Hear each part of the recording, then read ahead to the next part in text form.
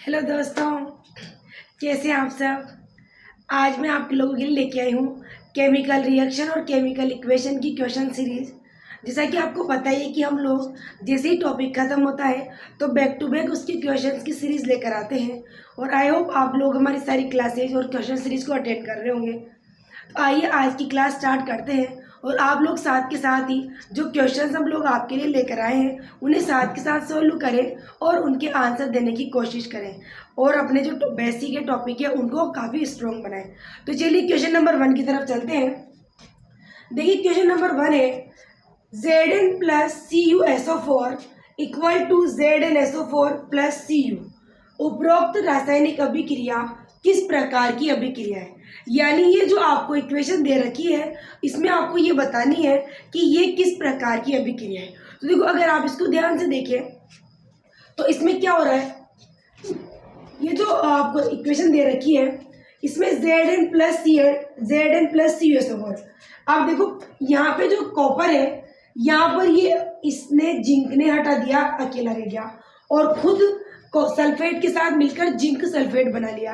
यानी ये एक प्रकार की विस्थापन अभिक्रिया होगी, क्योंकि विस्थापन अभिक्रिया में आपने पढ़ा है कि अधिक क्रियाशील धातु कम क्रियाशील धातु को उसके यौगिक में से विस्थापित कर देती है। तो यहाँ पर आप देखें क्योंकि जिंक कॉपर से ज़्यादा रिएक्टिव होता है, ज़्यादा क्रियाशील होता है और इसने कॉपर ने यहाँ पर देखो SO4 के साथ था लेकिन यहाँ पर ये अकेला हो गया, यानी जिंक ने कॉपर को विस्थापित कर दिया, इसीलिए ये एक प्रकार की विस्थापन अभिक्रिया होगी। तो इसमें आपका आंसर आ जाएगा विस्थापन अभिक्रिया। विस्थापन अभिक्रिया किसे कहते हैं जिसमें अधिक क्रियाशील धातु कम क्रियाशील धातु को उसके यौगिक में से विस्थापित कर देती है। अब देखो अपन बाकी को समझे। फर्स्ट है संयोजन। तो संयोजन क्या होती है, ऐसी रासायनिक अभिक्रिया जिसमें दो या दो से अधिक रिएक्टेंट आपस में मिलकर सिंगल प्रोडक्ट बनाते हैं, उसे हम लोग क्या कहते हैं, संयोजन अभिक्रिया। यानी जिसमें दो या दो से अधिक तो रिएक्टेंट आएंगे और केवल सिंगल प्रोडक्ट आएगा, उन्हें हम कहेंगे संयोजन अभिक्रिया। दूसरी बात करें वियोजन, तो आपको पता ही होगा कि वियोजन संयोजन की जस्ट अपोजिट होती है। यानी वियोजन में सिंगल रिएक्टेंट टूटकर दो या दो से अधिक प्रोडक्ट बनाता है, उसे हम वियोजन अभिक्रिया कहते हैं। अब बात करें द्विविस्थापन, तो द्विविस्थापन में क्या होता है, दो कंपाउंड्स के बीच आयन एक्सचेंज होते हैं, यानी दो यौगिकों के बीच आयनों का आदान प्रदान होता है। चलिए क्वेश्चन नंबर 2 की तरफ चलते हैं। हमसे पूछा है कि जब मैग्नीशियम फीते को जलाया जाता है तो प्राप्त उत्पाद का नाम क्या है। यानी देखो ये मैग्नीशियम है और हमें याद है कि जलाने के लिए ऑक्सीजन की आवश्यकता होती है। ये दोनों रिएक्ट करके क्या बनाएंगे, MgO, मैग्नीशियम ऑक्साइड। यानी जब आप मैग्नीशियम के फीते को यानी मैग्नीशियम को ऑक्सीजन की प्रेजेंस में जलाते हैं तो Mg और O2 मिलकर क्या बना लेंगे, MgO। तो देखिए आपका आंसर क्या हो जाएगा, MgO। इधर वो बी वाला ऑप्शन हमारा सही है। यानी जब Mg यानी मैग्नीशियम रिबन ऑक्सीजन के साथ रिएक्ट करके जलेगा तो ये मैग्नीशियम ऑक्साइड प्रोडक्ट बनाएगा। तो यहाँ पर आपका आंसर हो जाएगा मैग्नीशियम ऑक्साइड। अब देखो यहाँ पर मैग्नीशियम तो रिएक्टेंट है, आपसे उत्पाद पूछा है। उत्पाद होते हैं जो रासायनिक अभिक्रिया के बाद में बनने वाले होते हैं। यहाँ पर अगर आपसे रिएक्टेंट पूछा जाता है यानी क्रियाकारक पूछे जाते हैं तो हमारा आंसर होता है एक तो Mg और एक O2, क्योंकि Mg और O2 दोनों मिलकर क्या बना रहे हैं, MgO बना रहे हैं। तो यहाँ पर हमारा आंसर आ जाएगा MgO। नेक्स्ट देखो आप, लाल तप्त लोहा जलवाष्प प्रवाहित करने पर, देखो लोहा आयरन और इसमें अपन से पूछा है कि जलवाष्प यानी H2O।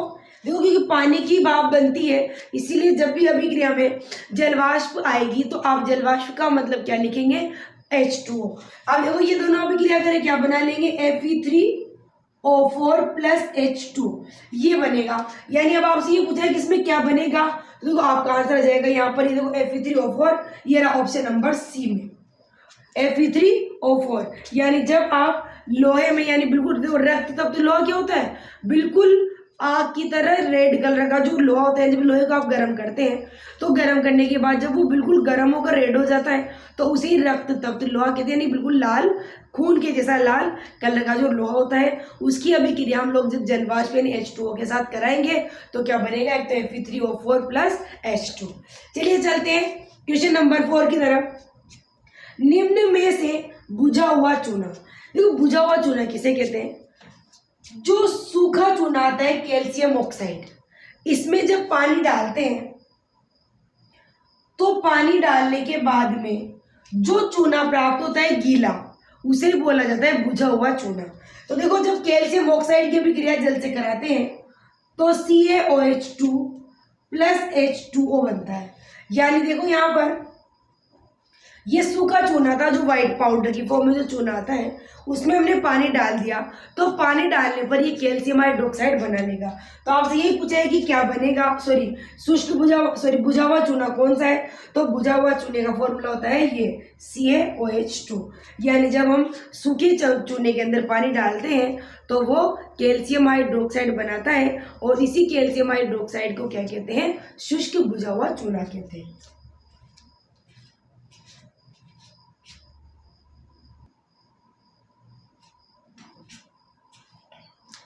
चलिए चलते हैं नेक्स्ट क्वेश्चन की तरफ। क्वेश्चन नंबर 5 देखिए आप, निम्न में से कौन सा सही है। मतलब आपके सामने देखो 4 फॉर्मूले दे रखे हैं, Na2CO3.5H2O, Na2CO3.10H2O, Na2CO3.7H2O, Na2CO3.8H2O। मतलब इनमें हमें ये पहचानना है कि कौन सा वाला सही है। तो देखो सबसे पहले आप ही समझे कि जो फॉर्मूला है वो बना हुआ काय का है। देखो आप ये देखो, ये जो फॉर्मूला है ये सोडियम कार्बोनेट 10 हाइड्रेट, यानी इसको हम लोग जो बोलते हैं नॉर्मली दावन सोडा भी कहते हैं। यानी जो धोने का सोडा यानी दावन सोडा आता है उसका फॉर्मूला आपको पहचानना है। तो आपको याद ही होगा कि जब सोडियम कार्बोनेट यानी सोडा एश होता है उसमें 10 जल के अणुओं के साथ वो क्रिया कर लेता है तो वो बनाता है दावन सोडा। और दावन सोडा के अंदर जल के अणुओं की संख्या 10 होती है जिन्हें क्रिस्टलन का जल कहते हैं। तो आपको यहाँ पर ये बताना है कि इनमें से करेक्ट फॉर्मूला कौन सा है। तो देखिए इनमें से करेक्ट फॉर्मूला 10 हाइड्रोजन वाला 10 वाटर वाला होगा। तो इसमें 5 है तो ये भी नहीं होगा, इसमें 10 है ये होगा, इसमें 7 है इसमें 8 है। यानी आपको ध्यान रखना है कि इनके सारे फॉर्मूले सेम टू सेम ही है, बस इनमें जो फर्क है वो क्रिस्टलन के जल यानी वाटर मॉलिक्यूल्स की संख्या का है। पानी के कण किसी में कम किसी में ज़्यादा है, किसी में 5 किसी में 10 किसी में 7 किसी में 8। तो आपको याद रखना है कि जो दावन सोडा होता है वो 10 जल के अणुओं वाला होता है। यानी दावन सोडा का फॉर्मूला क्या होता है, Na2CO3.10H2O। तो हमारा आंसर हो जाएगा ऑप्शन नंबर बी। चलिए अब चलते हैं क्वेश्चन नंबर 6 की तरफ। Na2CO3 plus BaCl2 equal to BaSO4 plus NaCl, ये किस प्रकार की अभिक्रिया है। तो देखो आप संयोजन में तो क्या होता है, 2 या 2 से अधिक क्रियाकारक जुड़ते हैं और केवल सिंगल प्रोडक्ट बनता है। तो देखो यहाँ आगे और पीछे दोनों तरफ 2-2 है तो ये आंसर तो नहीं हो सकता। अब बात करें सेकंड वाले की, सेकंड है द्विविस्थापन। तो द्विविस्थापन हो सकता है कि नहीं। देखो यहाँ पर ये 2 यौगिक है और इधर भी 2 यौगिक है, इसका प्लस इसके प्लस की जगह आके NaCl बना रहा है और इसका माइनस इसके माइनस के साथ आके BaSO4 बना रहा है। तो देखो यहाँ पर दोनों यौगिकों के बीच इनके आयन्स यानी धन आयन और ऋण आयन आपस में अपनी जगह एक्सचेंज कर रहे हैं, इसीलिए ये एक द्विविस्थापन अभिक्रिया का उदाहरण होगा। यानी जब 2 यौगिकों के बीच आयनों का आदान प्रदान होता है तो उसे हम द्विविस्थापन अभिक्रिया कहते हैं। तो देखो यहाँ पर ये 2 यौगिक है, एक तो सोडियम सल्फेट और एक बेरियम क्लोराइड।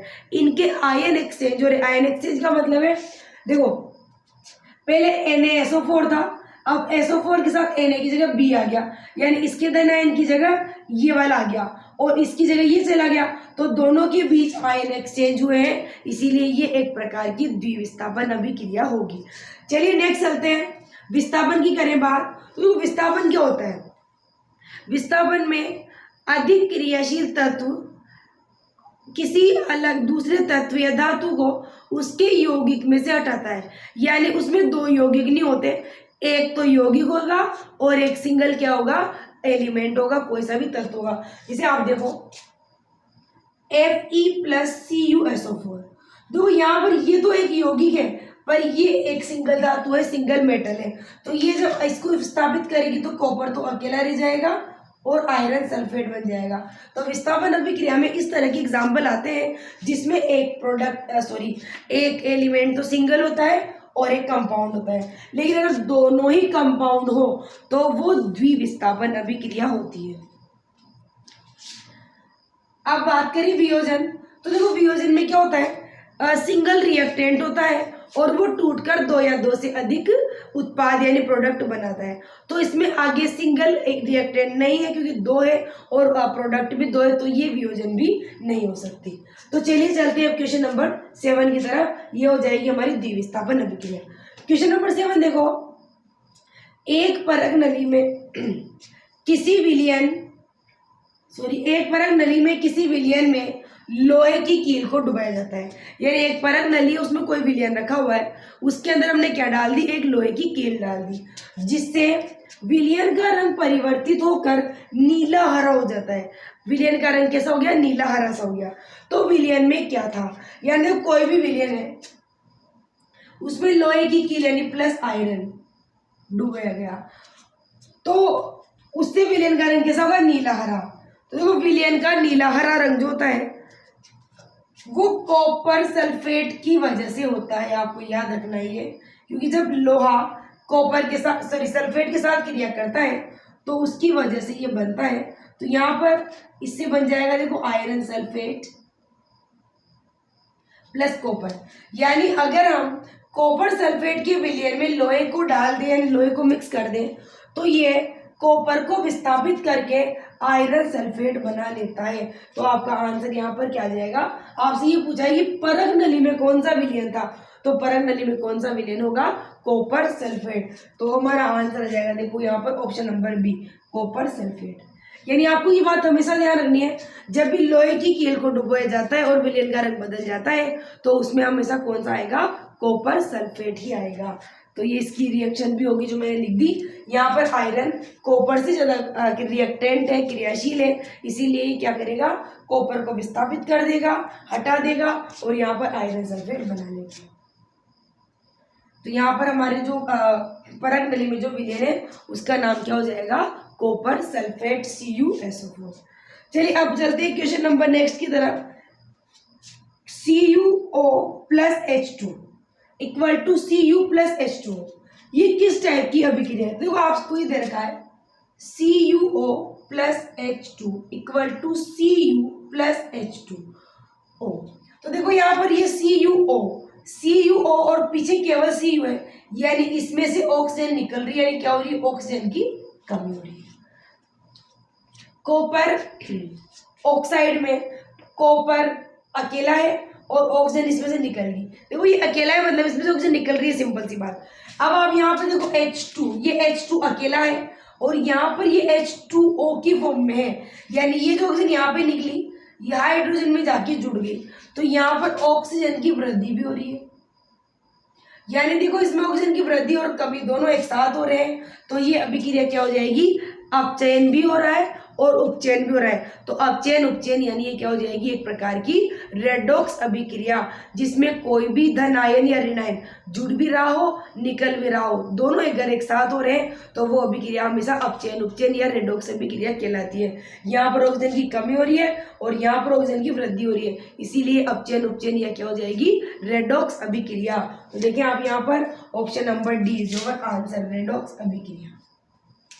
अपचयन उपचयन देखो ये तो है ही नहीं, अपचयन है ही नहीं, क्योंकि अपचयन भी हो रहा है इसमें उपचयन भी हो रहा है, तो दोनों हो रहे हैं, इसलिए आप केवल अपचयन नहीं लिख सकते, क्योंकि देखो ऑक्सीजन की कमी भी हो रही है और वृद्धि भी हो रही है, तो अपचयन तो हो ही रहा है लेकिन उपचयन भी हो रहा है। तो आप केवल अपचयन या उपचयन में से, अगर इसमें आपको ये ऑप्शन नहीं दे रखा होता रेडॉक्स, तो आपका आंसर जरूर आपका ये आता अपचयन, क्योंकि अपचयन भी तो हो रहा है, और अगर अपचयन नहीं होता, रेडॉक्स नहीं होता, तो फिर उपचयन हो रहा होता। लेकिन यहाँ पर आपका आंसर में आपको रेडॉक्स भी दे रखा है, तो आपको इसमें क्या आंसर लिखना पड़ेगा, रेडॉक्स अभिक्रिया। अपघटन तो आप जानते हैं, अपघटन का मतलब क्या होता है, वियोजन।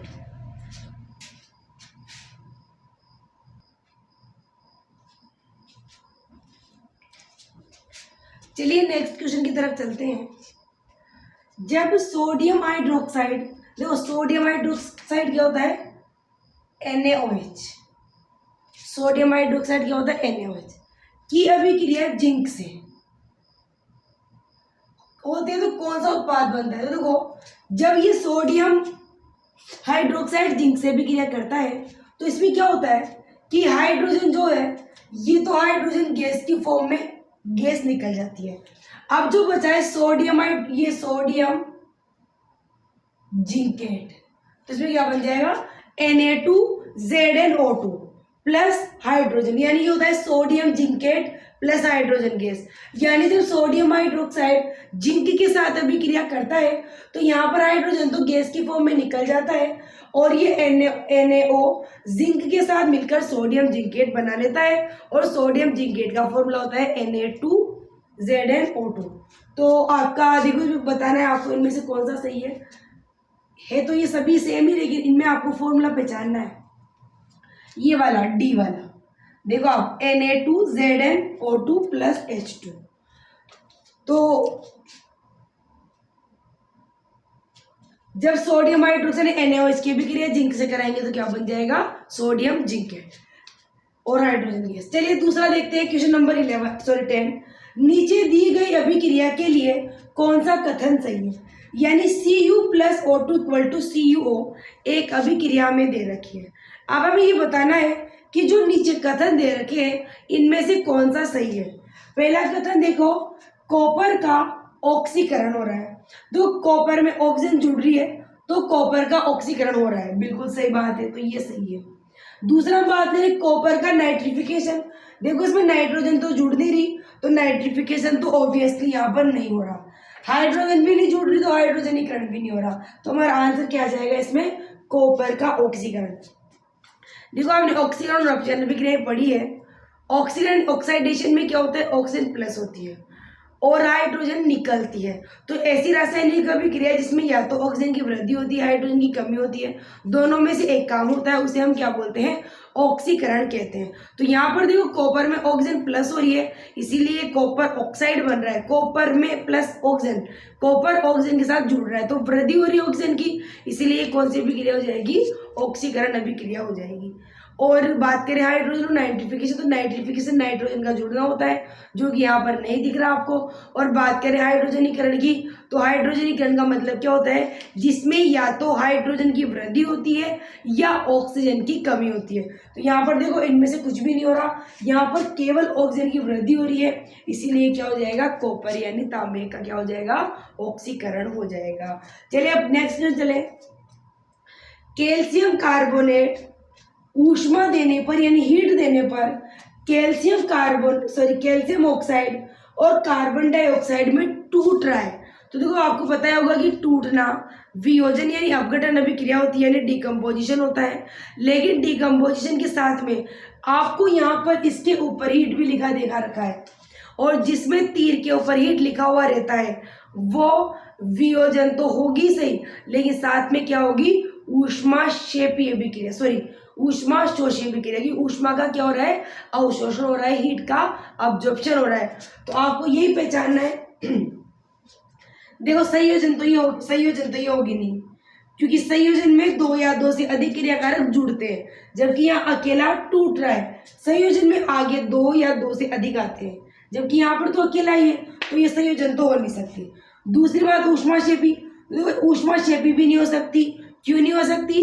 क्योंकि ऊष्माक्षेपी में ऊष्मा का निष्कासन होता है, ऊष्मा बाहर निकलती है, जबकि इसमें तो ऊष्मा अब्जॉर्ब हो रही है, तो ये ऊष्मा शोषी है। तो ऊष्मा शोषी तो ऑप्शन में है नहीं। अब थर्ड पे चले अवियोजन, तो ये टूट रहा है, ऊष्मा अवशोषित करके ये दो भागों में टूट रहा है और टूटने को हम क्या कहते हैं वियोजन। तो कैल्शियम कार्बोनेट को जब हीट देकर गर्म करेंगे तो ये कैल्शियम ऑक्साइड और कार्बन डाइऑक्साइड गैस प्रोड्यूस करेगा, इसीलिए यहाँ पर क्या हो रहा है इस पदार्थ का कैल्शियम कार्बोनेट का डिकम्पोजिशन हो रहा है, ये अपघटन हो रहा है, वियोजन हो रहा है, क्योंकि ये दो भागों में वियोजित हो रहा है, टूट रहा है।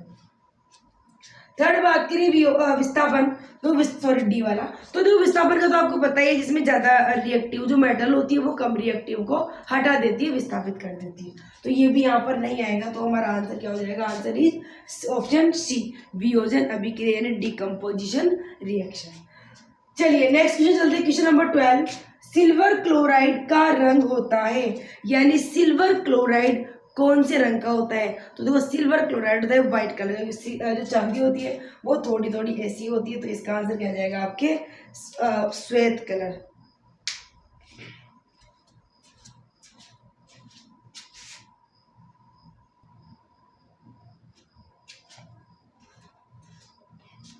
चलिए नेक्स्ट क्वेश्चन की तरफ चलते हैं।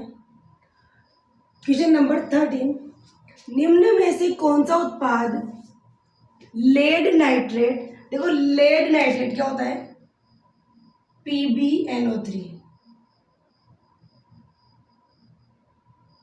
का होल ट्वाइस। लेड नाइट्रेट को गर्म करने पर बनता है, यानी जब इसे गर्म करेंगे तो क्या बनेगा? तो देखो जब इसे गर्म करते हैं तो एक तो बनता है PbO plus NO2 plus O2, यानी हमसे ये पूछा है कि जब लेड नाइट्रेट यानी PbNO3 का होल ट्वाइस को गर्म किया जाता है तो कौन कौन से प्रोडक्ट बनते हैं।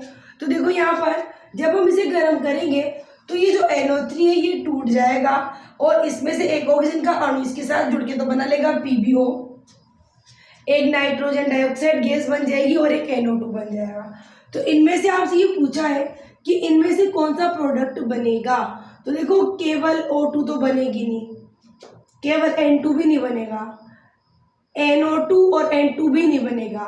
तो NO2 O2 Pb इसमें ऑप्शन में दे नहीं रखा, लेकिन बाकी के दो ऑप्शन, एक तो NO2 और एक O2 आपको दे रखा है, तो आपका आंसर हो जाएगा NO2 प्लस O2, यानी answer is option number D.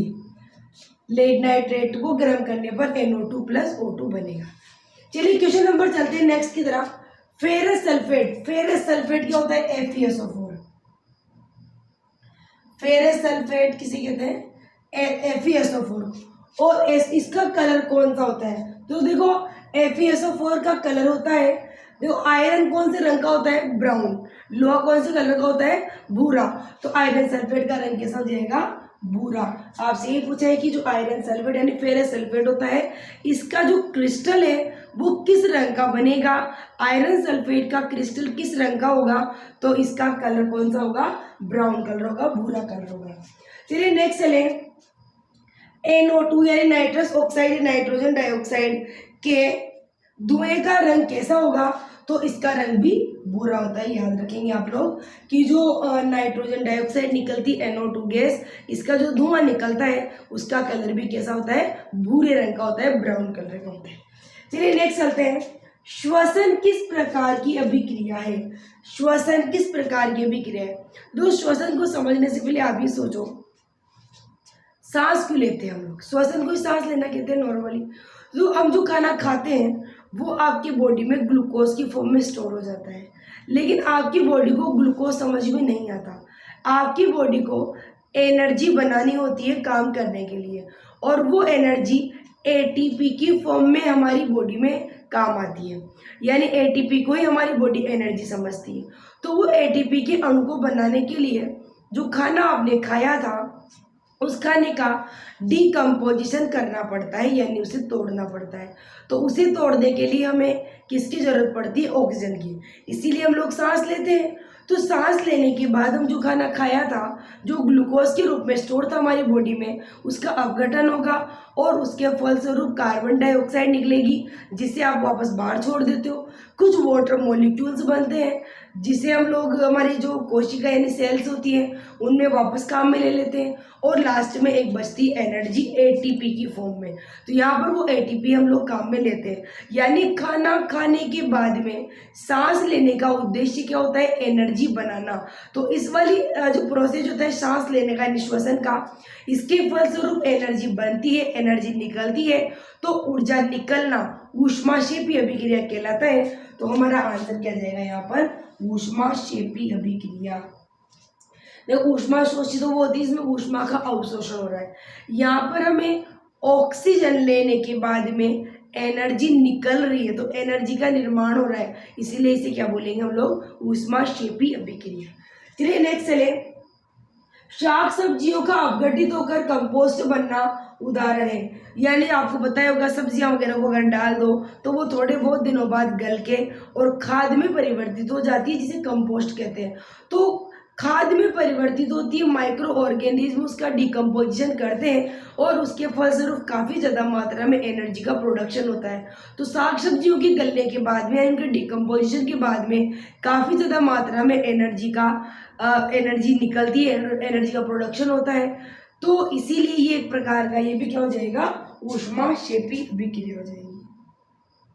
तो याद रखिए, श्वसन भी ऊष्माक्षेपी अभिक्रिया है और शाक सब्जियों का अपघटन होना भी एक प्रकार का ऊष्माक्षेपी अभिक्रिया है।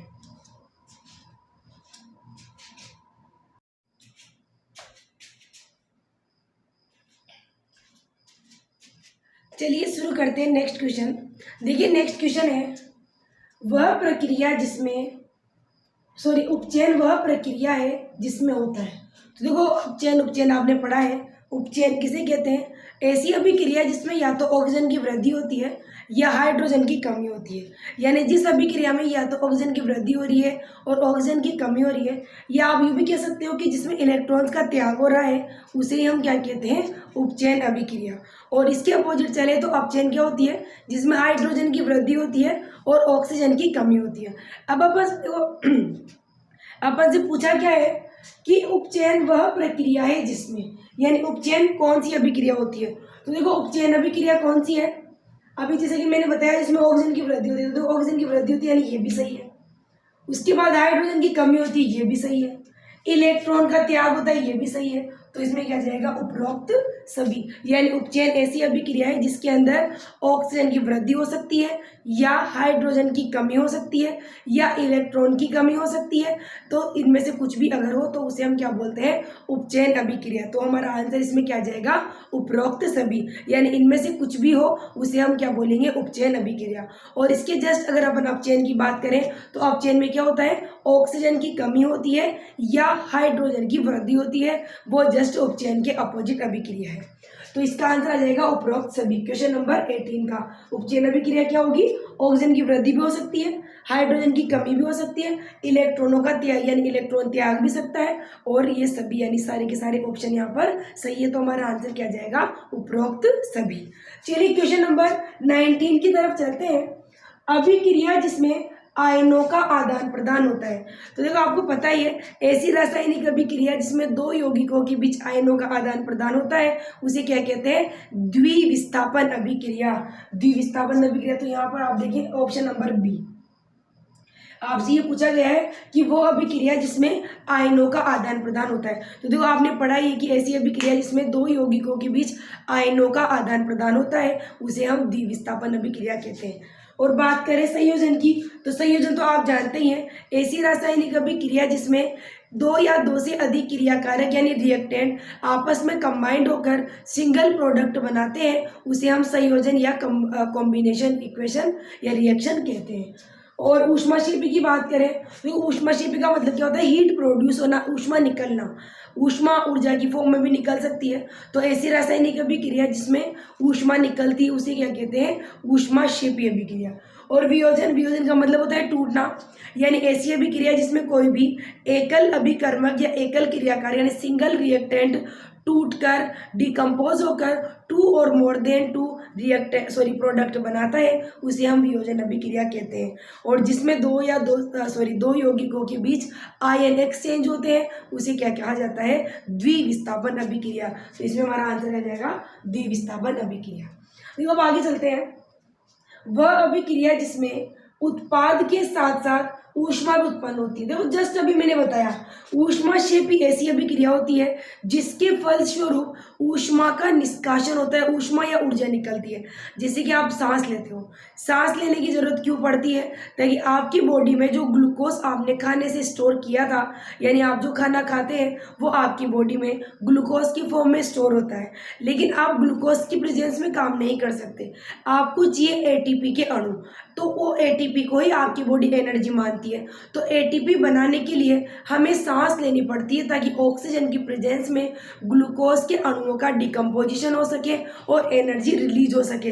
तो एनर्जी रिलीज होना ही ऊष्माक्षेपी अभिक्रिया कहलाता है। तो आपसे यही पूछा है कि ऐसी अभिक्रिया जिसमें उत्पाद के साथ साथ ऊष्मा, तो ऊष्मा का मतलब ऊर्जा भी हो सकता है कि ऊष्मा ऊर्जा का ही एक रूप होती है। तो जिसमें ऊष्मा या ऊर्जा का निष्कासन होता है उसे क्या कहते हैं?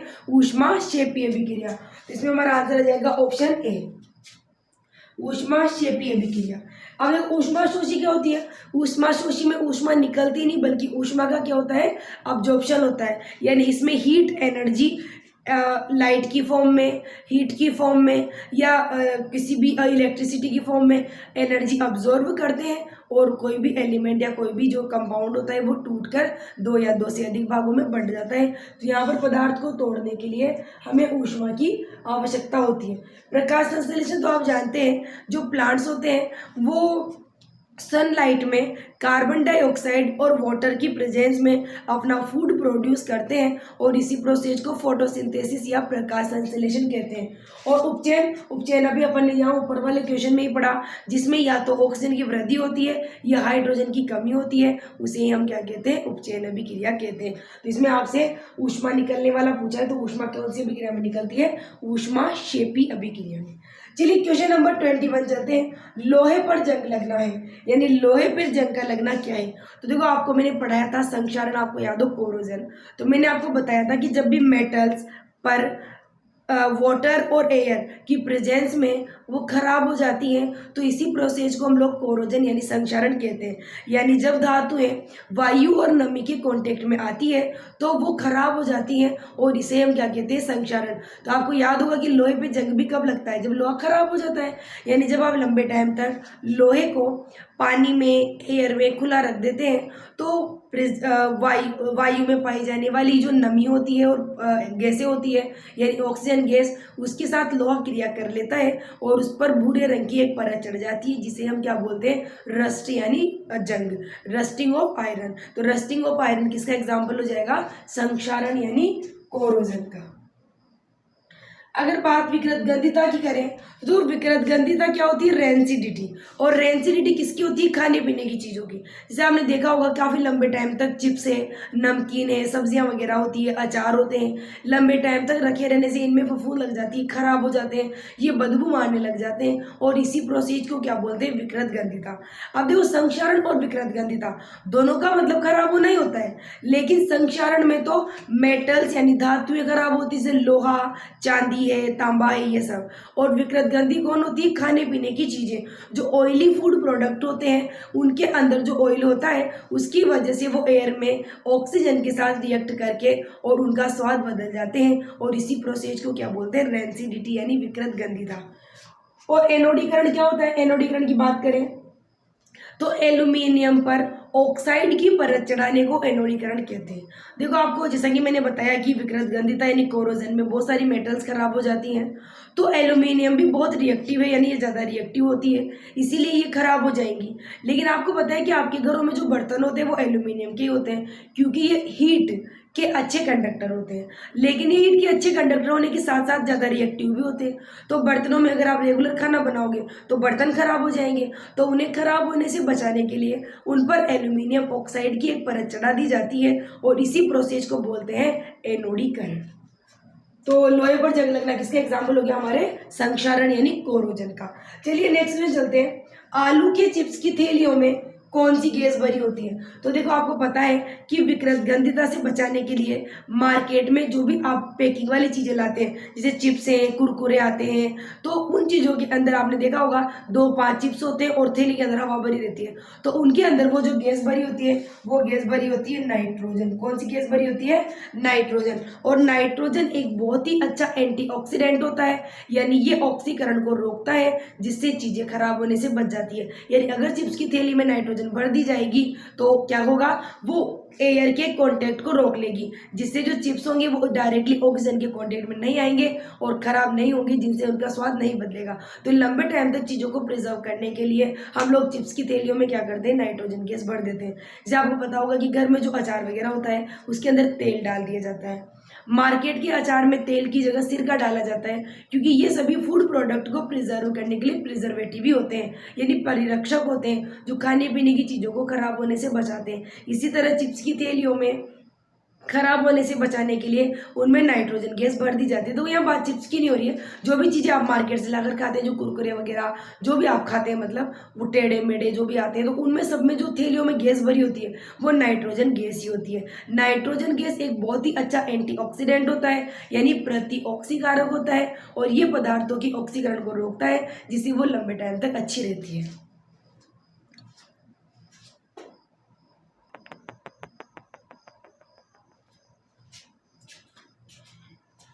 चलते हैं नेक्स्ट क्वेश्चन की तरफ। देखो नेक्स्ट क्वेश्चन है, दूध से दही बनना है, यानी दूध से दही बनने का जो प्रोसेस है वो किस प्रकार की अभिक्रिया है वो बतानी है आपको। तो देखो जब दूध से दही बनता है तो सबसे पहली बात तो दूध को दही में चेंज करने वाले जो बैक्टीरिया होते हैं वो लैक्टोबैसिलस नाम के बैक्टीरिया होते हैं। दूध से दही बनने के बाद में दही और दूध के जो गुण होते हैं उनमें काफ़ी हद तक चेंज आ जाता है, यानी एकदम नया पदार्थ बनता है। तो आपको पता ही होगा कि जितनी भी अभिक्रियाएं ऑर्गेनिज्म के द्वारा होती है, बैक्टीरिया हुए, कोई भी माइक्रो ऑर्गेनिज्म के द्वारा होती है या जीवों की बॉडी में होती है, जिनमें नए पदार्थों का निर्माण होता है, उन्हें हम रासायनिक परिवर्तन या रासायनिक अभिक्रिया कहते हैं। तो देखो बस यहाँ पर पूछा है कि दूध से दही बनना है, तो दूध से दही बनना कौन सा परिवर्तन है, रासायनिक है, भौतिक है, दोनों है या कोई नहीं। तो देखो रासायनिक है ये तो मैंने आपको समझा ही दिया, पर भौतिक है कि नहीं ये समझते हैं। देखो भौतिक नहीं है। भौतिक क्यों नहीं है? कि भौतिक परिवर्तन में पदार्थ के गुणों में परिवर्तन नहीं होता, जबकि यहाँ पर पदार्थ के गुणों में परिवर्तन हो रहा है, यानी दूध और दही के गुणों में बहुत ज़्यादा फर्क होता है। और दूसरी बात अगर अपन कुछ मोटे तौर पर बात करें तो ये जो अभिक्रिया है ये बैक्टीरिया करते हैं, और बैक्टीरिया के द्वारा की गई जितनी भी अभिक्रियाएं होती है उनमें नए पदार्थों का निर्माण होता है, और इसी वजह से वो रासायनिक परिवर्तनों में आती है। तो यहाँ पर हमसे पूछा है कि दूध से दही बनना अभिक्रिया है, कौन सी अभिक्रिया होगी, कौन सा परिवर्तन होगा, तो ये कौन सा परिवर्तन होगा, रासायनिक परिवर्तन। चलिए नेक्स्ट क्वेश्चन की तरफ चलते हैं। रासायनिक अभिक्रिया में भाग लेने वाले पदार्थों को क्या कहते हैं? देखो आपको पता होगा, तो मैंने आपको ऐसे बताया था, जैसे मान लो ये कोई अभिक्रिया है C+O2 = CO2, तो इसमें इस तरह की कोई भी अभिक्रिया ले सकते हैं अपन। फॉर एग्जांपल तो मैंने आपको बताया था ये आगे वाले जो पदार्थ होते हैं ये तो क्रिया करते हैं, इसलिए इन्हें तो क्या बोलते हैं, रिएक्टेंट या क्रियाकारक। और ये जो कार्बन डाइऑक्साइड है ये क्रिया के बाद में बनता है, इसलिए इन्हें क्या बोलते हैं, क्रियाफल या उत्पाद या प्रोडक्ट। तो रासायनिक अभिक्रिया में भाग लेने वाले पदार्थ तो क्रियाकारक होते हैं, और रासायनिक अभिक्रिया के बाद में बनने वाले पदार्थ क्या होते हैं, उत्पाद होते हैं। तो आपसे यहाँ ये पूछा है कि रासायनिक अभिक्रिया में भाग लेने वाले पदार्थों क्या कहते हैं, तो उन्हें क्या कहेंगे, क्रियाकारक। अभिक्रिया में भाग लेने वाले पदार्थों को क्या कहते हैं, क्रियाकारक। और उत्पाद किसे कहते हैं, जो अभिक्रिया के बाद में बनते हैं। जैसे C+O2 तो क्रियाकारक है, अब इन दोनों के रिएक्ट करने से क्या बन रहा है, CO2 यानी कार्बन डाइऑक्साइड बन रही है, तो कार्बन डाइऑक्साइड क्या हो जाएगा, यहाँ पर एक प्रोडक्ट हो जाएगा। चलिए आगे चलते हैं।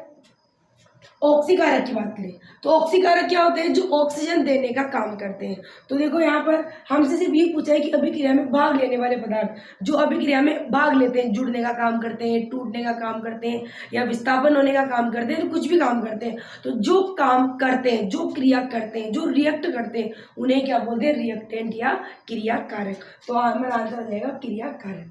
चलिए नेक्स्ट चलते हैं, क्वेश्चन नंबर 25।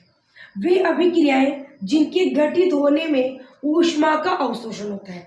देखो ऊष्मा से रिलेटेड दो अभिक्रियाएं पढ़ी है हमने केवल, एक तो ऊष्माक्षेपी और ऊष्माशोषी, यानी एंडोथर्मिक और एक्सोथर्मिक।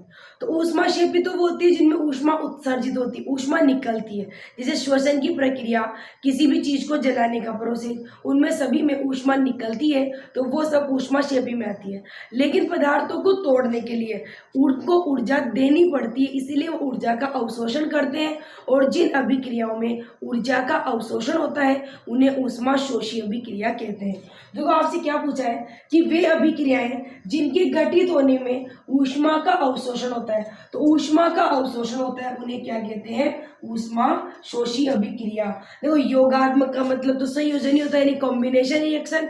और कॉम्बिनेशन रिएक्शन क्या होती है, जिनमें दो या दो से अधिक पदार्थ आपस में जुड़ते हैं और जुड़कर सिंगल प्रोडक्ट बनाते हैं, उन्हें योगात्मक या कॉम्बिनेशन रिएक्शन कहते हैं।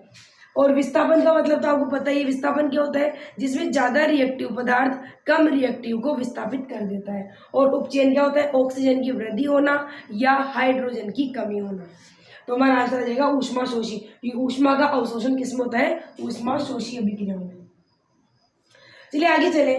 चूना पर जब जल डाला जाता है तब अभिक्रिया होती है, यानी अगर चूने में पानी मिलाए, आपने देखा होगा कई बार जब जैसे पेंट वगैरह करते हैं तो लोग वहां पर सूखा चूना लाते हैं और उस सूखे चूने पर क्या डालते हैं, पानी। एक सेकेंड,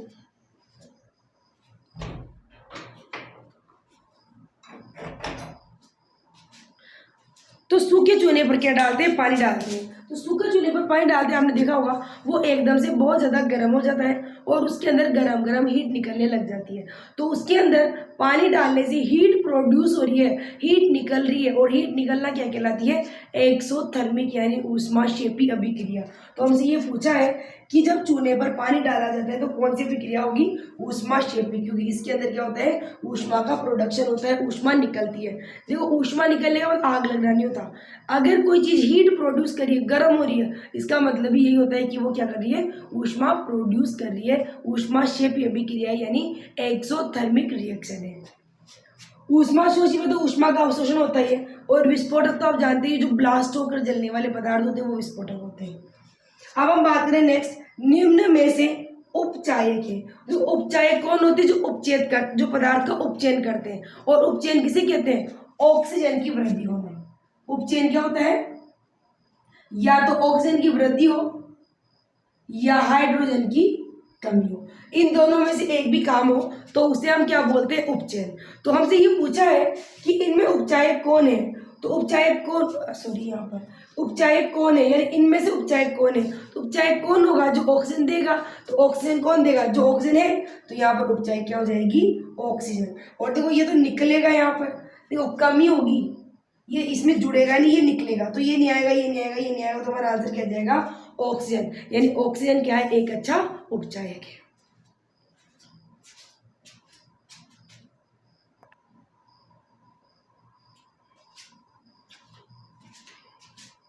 चलिए चलते हैं नेक्स्ट क्वेश्चन की तरफ।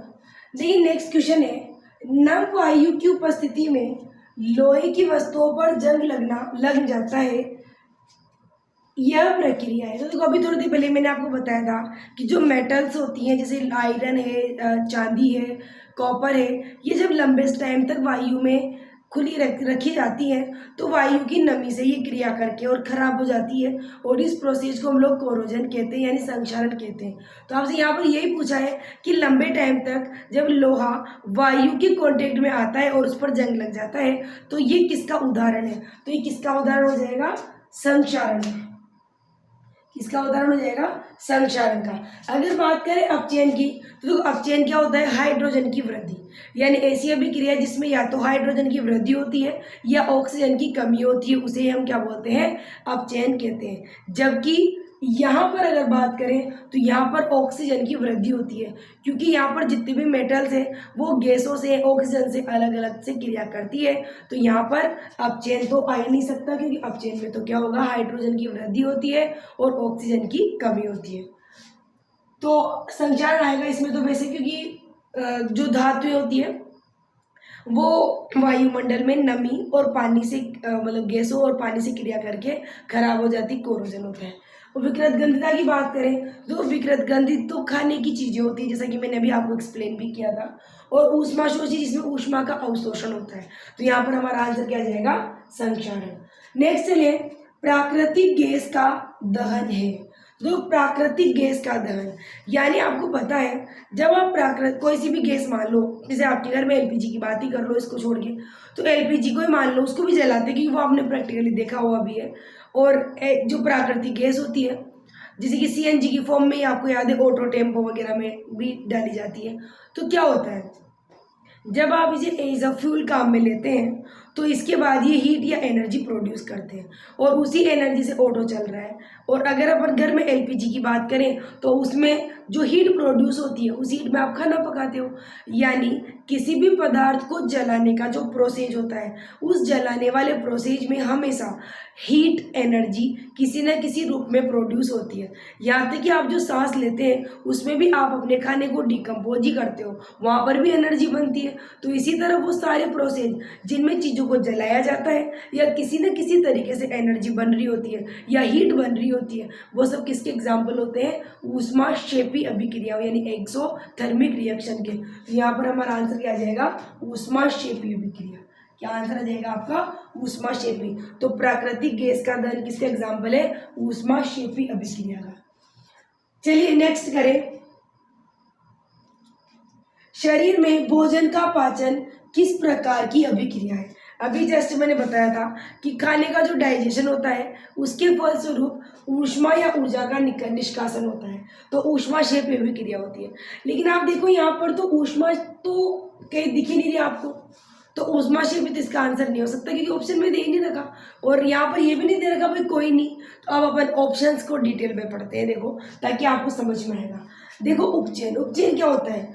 ऑक्सीजन की वृद्धि होना या हाइड्रोजन की कमी होना।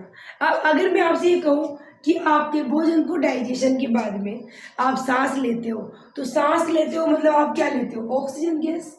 आप सांस में कौन सी गैस लेते हो? Oxygen gas. और उसी ऑक्सीजन की प्रेजेंस में आपका खाना डाइजेस्ट होकर एनर्जी में चेंज होता है। तो ऊष्माक्षेपी अभिक्रिया तो है, लेकिन ऊष्माक्षेपी अभिक्रिया जो एनर्जी बना रही है इस अभिक्रिया में, वो एनर्जी कौन बना रहा है? ऑक्सीजन। यानी ऑक्सीजन प्लस हो रहा है, तो यहाँ पर ऑक्सीजन की वृद्धि हो रही है, इसीलिए ये क्या हो जाएगा? उपचयन अभिक्रिया। तो भोजन का डाइजेशन आप याद रखेंगे, कौन सी अभिक्रिया हो जाएगी? उपचयन। और देखो बात करें अपचयन की, तो अपचयन तो मैंने अभी थोड़ी देर पहले आपको बताया कि अपचयन में ऑक्सीजन की कमी होती है और हाइड्रोजन की वृद्धि होती है। उपचयन की जस्ट अपोजिट अभिक्रिया है। विस्थापन में ज्यादा रिएक्टिव मेटल कम रिएक्टिव को उसके यौगिक में से हटा देती है। और संयोजन का मतलब क्या होता है? दो या दो से अधिक क्रियाकारक आपस में जुड़कर एकल यानी सिंगल प्रोडक्ट बनाते हैं, इसे हम संयोजन अभिक्रिया कहते हैं। चलिए अब चलते हैं क्वेश्चन नंबर 31।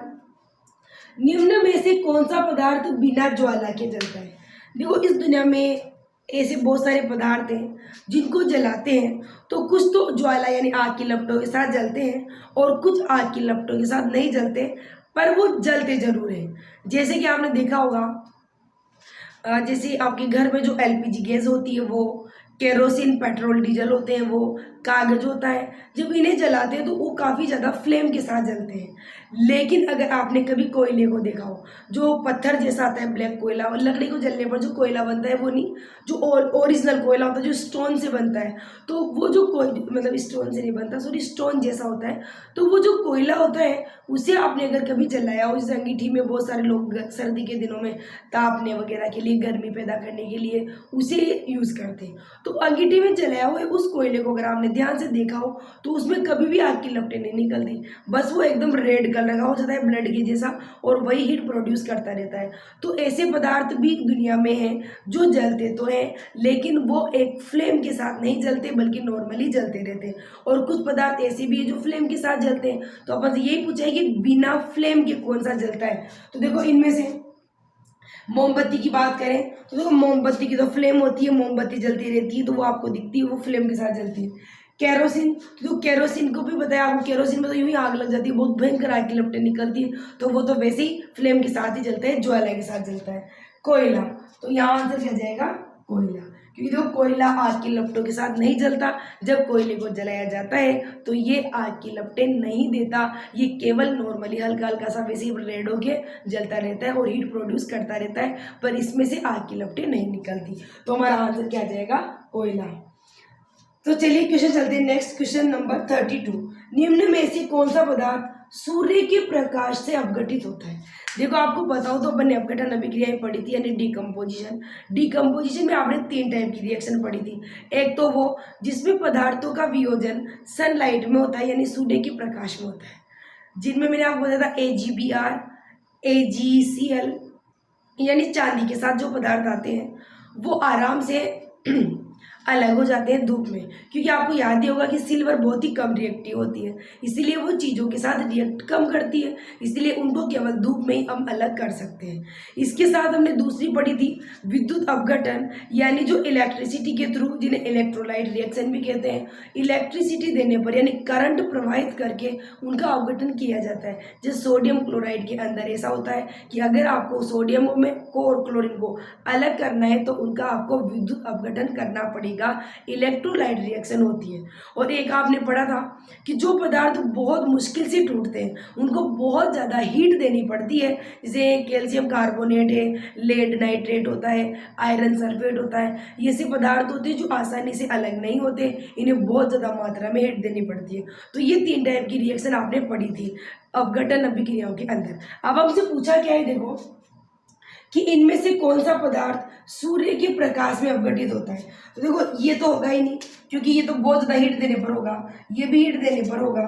और अगर इसकी बात करें तो ये उससे होता है इलेक्ट्रिसिटी यानी करंट से।